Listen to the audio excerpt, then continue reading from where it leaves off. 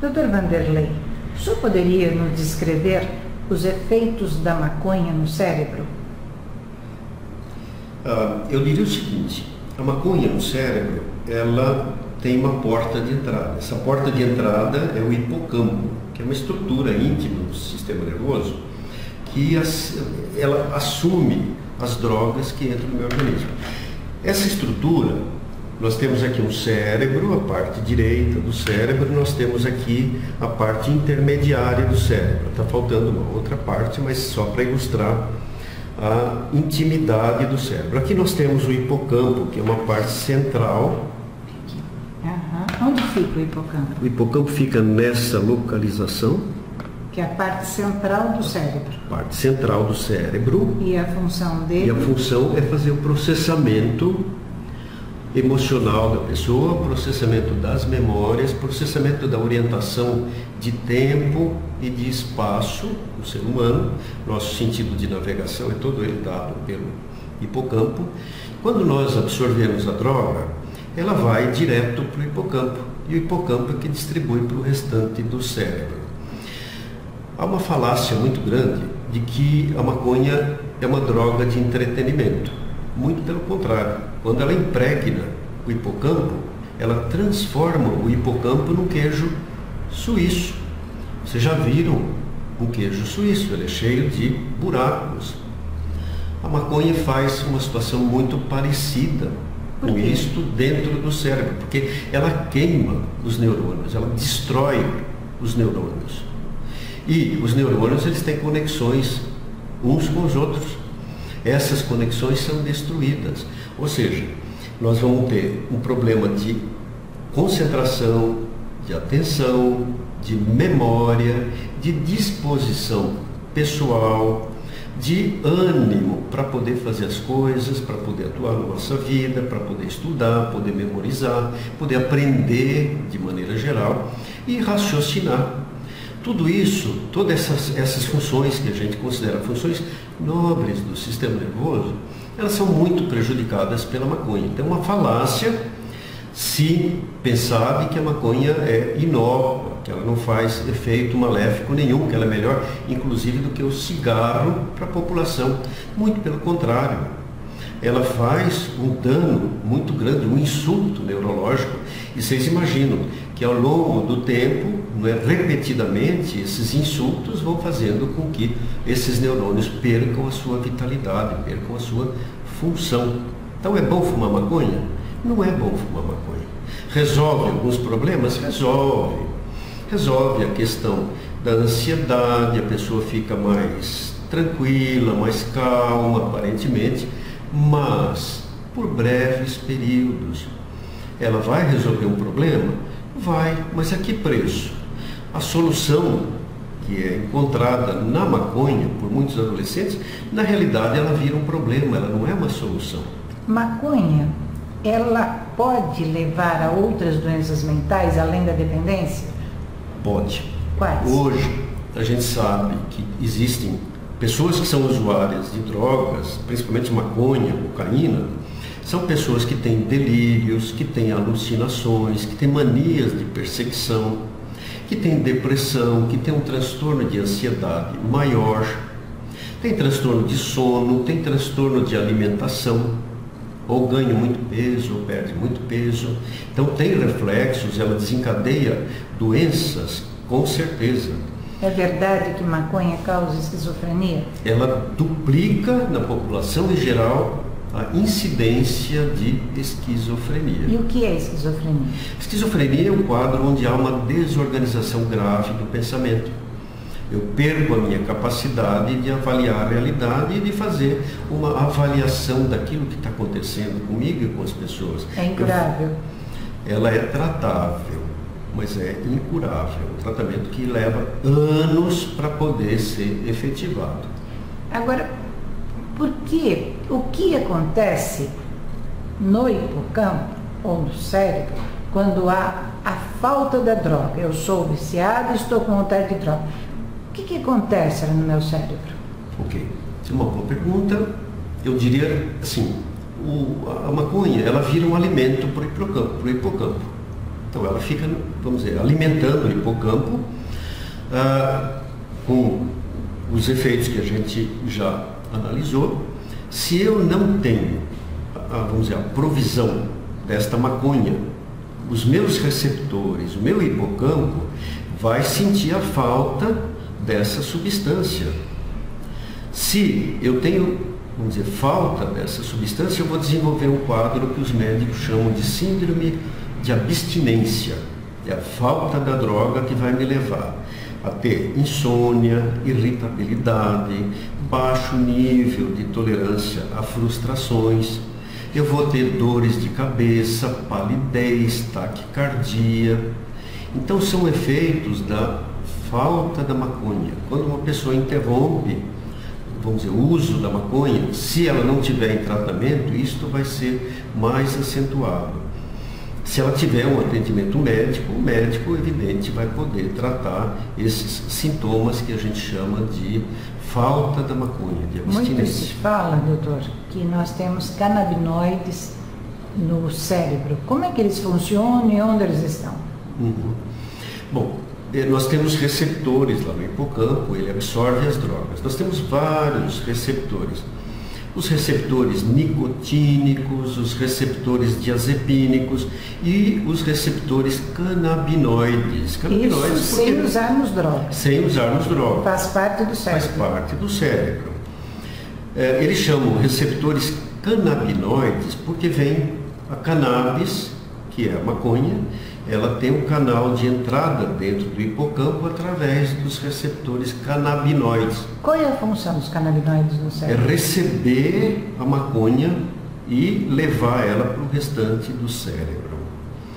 Ela vai promover um aumento grande de dopaminas, que é um neurotransmissor no cérebro, vai melhorar o nível de ansiedade da pessoa, porque baixa a produção de noradrenalina, e a pessoa fica calma, tranquila e com uma sensação de bem-estar aparente, evidente. Isso dura algumas horas e depois vem aquilo que os usuários chamam de bode, que para os médicos é a depressão pós-uso da maconha. Por quê?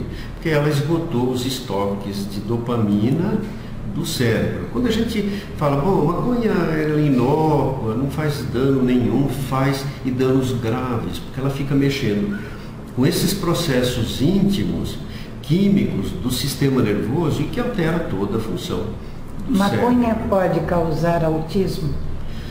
A maconha, quando mães utilizam maconha, existem estudos que provam que se a mãe já tem uma predisposição para desenvolver um autismo no fetozinho, essa probabilidade aumenta. Então eu tenho muitos pacientes de autismo cujas mães foram usuárias de droga, tanto no período antes da gestação como no período da gestação. Inclusive com malformações cerebrais pelo uso da própria maconha, que vai lá para o feto, que é pequenininho e o cérebro dele ainda está em desenvolvimento. O senhor pode descrever o autismo? O autismo é uma doença que acontece, um transtorno no desenvolvimento de uma criança, em que ela prefere se isolar, ficar sozinha, ela tem dificuldade na comunicação, ela tem um atraso no desenvolvimento da linguagem, ela tem estereotipias, que são aqueles movimentos anormais. É uma criança que tem uma grande dificuldade em dividir a capacidade de atenção dela com outra criança ou com adulto. Ela prefere trabalhar sozinha, com ela mesma. Ela tem uma dificuldade na interação pessoal.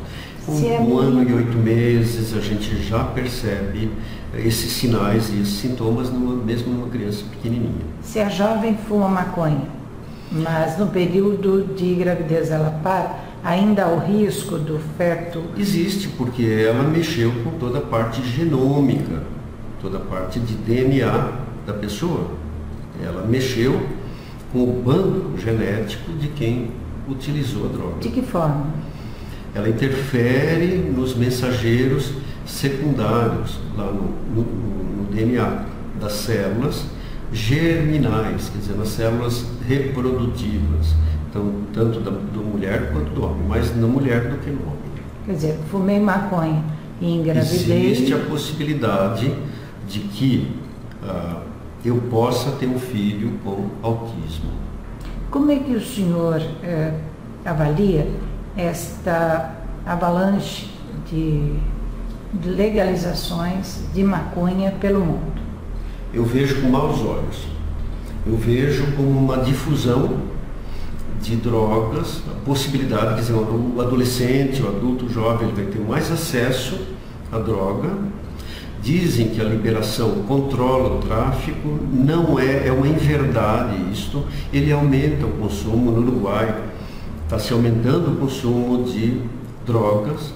No Portugal, onde se liberalizou a droga, na Holanda, o consumo aumentou muito. Então é uma falácia se dizer que a liberação da droga vai diminuir o consumo, vai aumentar. Se nós diminuirmos a idade de consumo de álcool, que hoje é 18 anos, se a gente baixar isso para 14 anos, mais adolescentes vão fazer o uso de álcool, como vão fazer da maconha, seja através de um adulto, seja através dela mesma, porque a gente sabe quão difícil é se controlar a idade, porque tem gente que vende álcool, vende maconha para criança, 14 anos, 15 anos, tem muita criança aí, adolescente, se abastecendo. Os próprios aviõezinhos, né, os mulas com o tráfico utilizam, são menores que fazem a entrega da maconha para os adultos. Os pais, quando eles trazem os filhos usuários de maconha, perfil, reação e idade dessas crianças? O que eu atendo no consultório é a partir dos 14 anos, mais ou menos. E o perfil deles, habitualmente não existe consumo de drogas se não tiver uma disposição pessoal. Ou uma depressão emocional, ou um transtorno de ansiedade, uma insatisfação com a vida, um transtorno de personalidade. Então são condições pessoais de perfil, clínicas, que levam uma pessoa a experimentar maconha.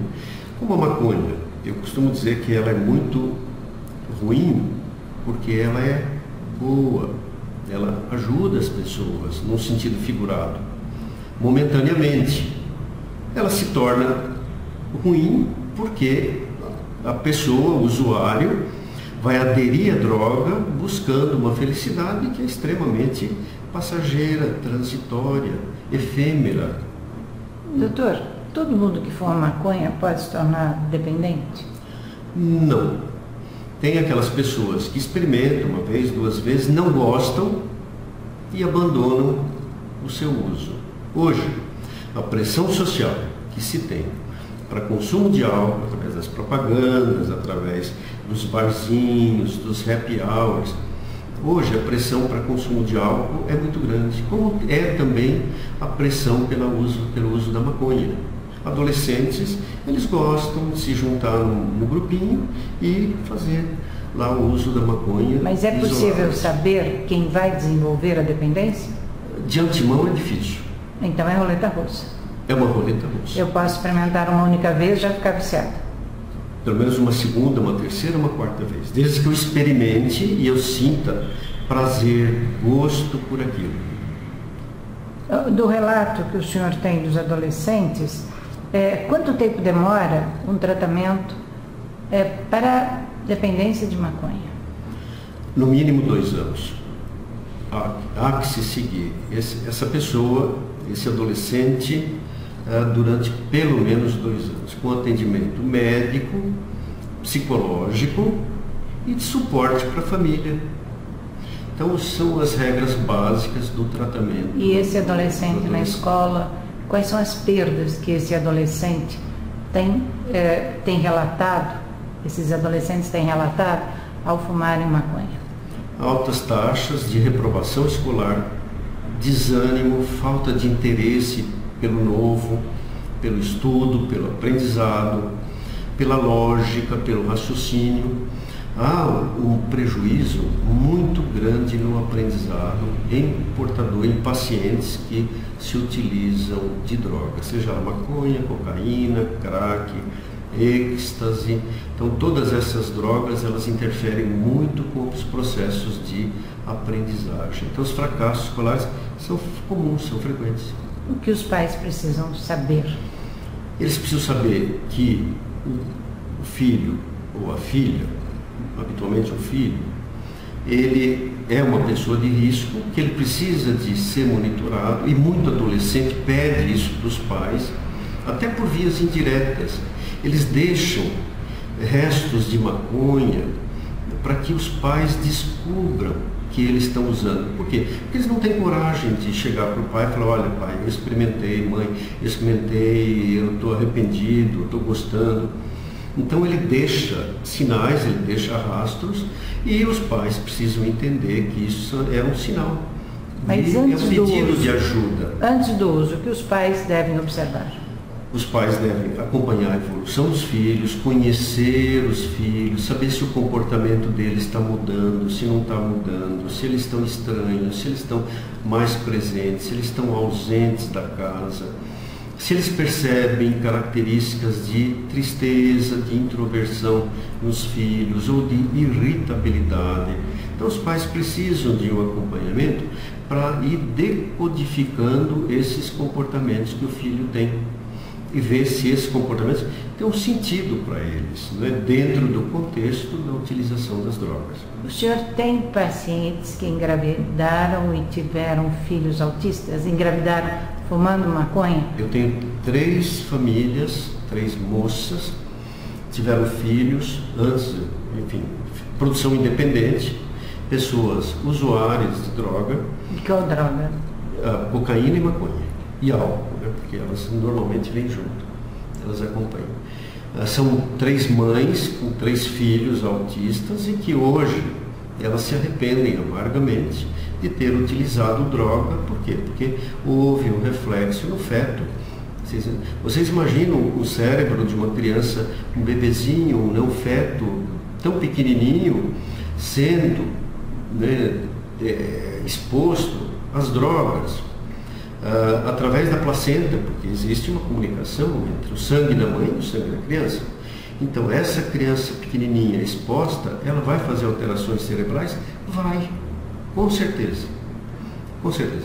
Um quadro clínico bem conhecido hoje é a questão do transtorno de déficit de atenção com hiperatividade. Muitas mães de crianças hiperativas fizeram uso ou de álcool ou de cigarro.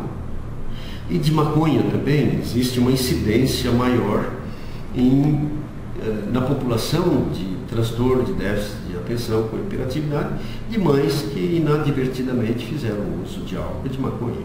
E que os filhos hoje são pessoas que carregam esse peso de a mãe ter feito um procedimento durante a gravidez que era indevido, né? Como neurologista e como psiquiatra, o senhor disse que ninguém, ao experimentar, está livre de desenvolver a dependência? Não, se eu experimentei e eu tenho uma predisposição para aderir à droga, eu vou ficar usuário. Mas quem sabe quem tem a predisposição? Pelo histórico familiar. Existem famílias que têm outras pessoas que fazem uso de álcool, de maconha, de crack, de cocaína. Então há uma predisposição em certas famílias para ter uma afinidade maior com a droga. Eu diria então que a maioria das pessoas tem uma possibilidade muito grande de desenvolver uma dependência a maioria. Química. Uma grande parte da população tem essa facilidade para evoluir para uma dependência química. Muito obrigada, doutor Vanderlei Domingues, por seus depoimentos à Jovem Pan. Muito obrigada. Eu que agradeço. Obrigada, doutor.